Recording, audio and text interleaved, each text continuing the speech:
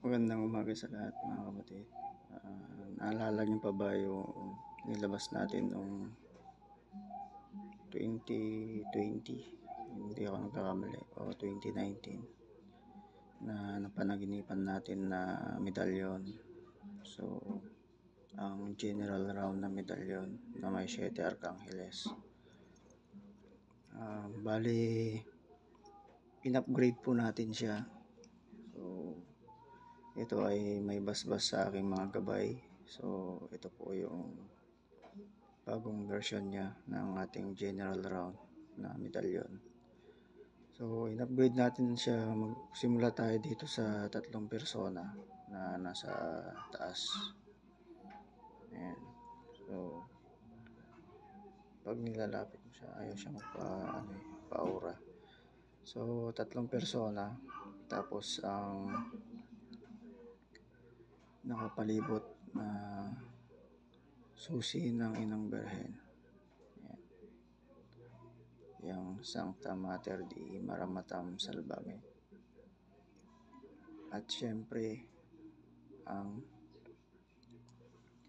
hiningang buhay na orasyon na nakakapagbuhay ng mga medalyon.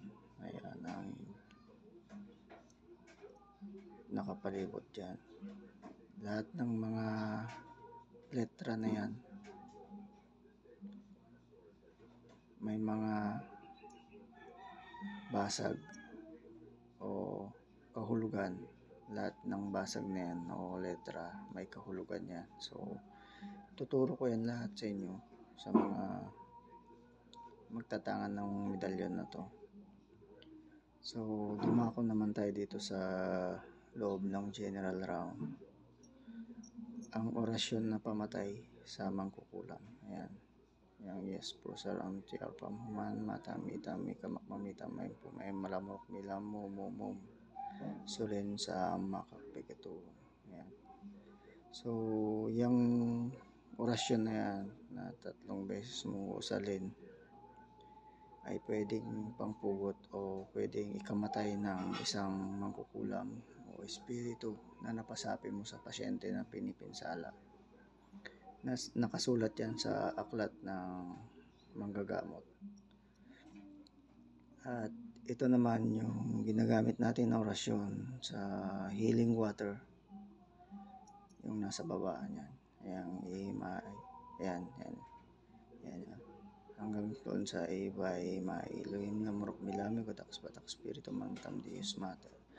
Ayan yung inuusal na 3 beses sa pang healing water. So,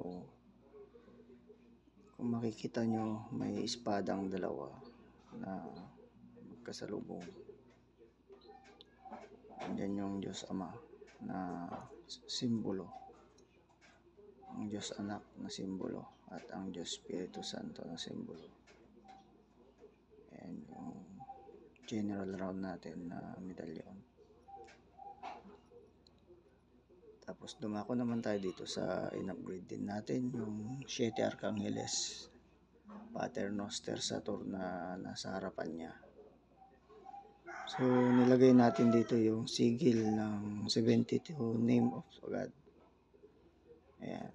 Ayan, nasa gitna. Ayan. Ayan, nagluloko na.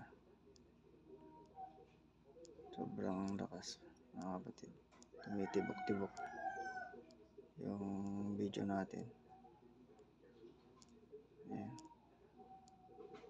Ayaw niyang magpa-aura.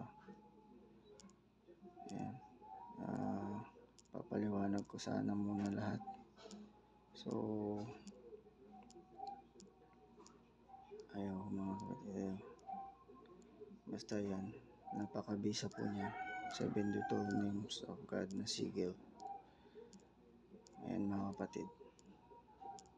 Tumitibok-tibok siya. Yung mismong camera natin ay nagloloko.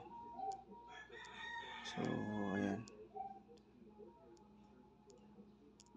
Ayaw talaga. Kung naririnig nyo yung parang tuk tuk tuk, Ganyan. Ganun siya kalakas mga kapatid.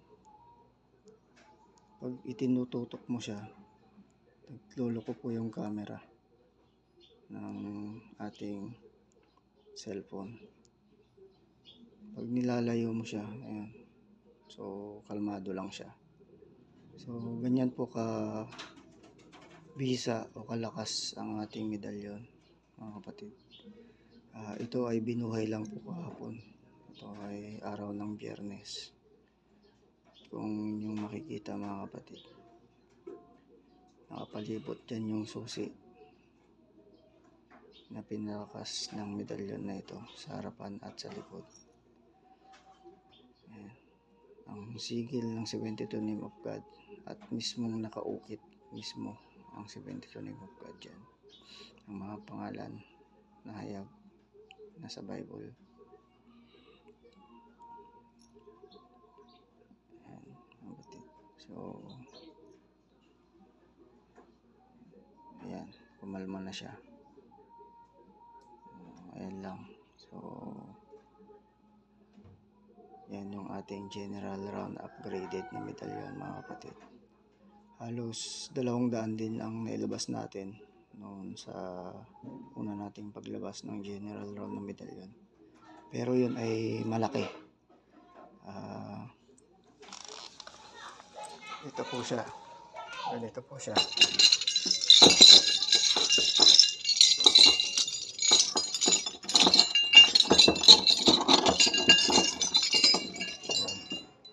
Yan siya kalaki. Yung una. Yung nilabas natin. Ito naman yung